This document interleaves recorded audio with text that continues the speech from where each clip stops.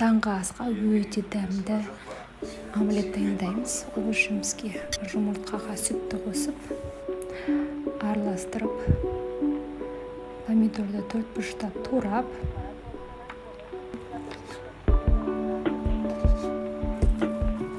тұз, қара бұрыш салып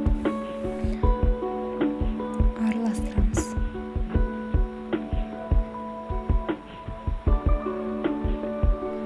Көк шөпті де майдалап турап, осы қоспамызға салып араластырамыз.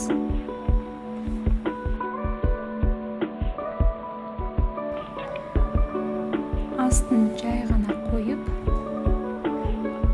отқа бетін жауып 5 минуттай пісіріп аламыз.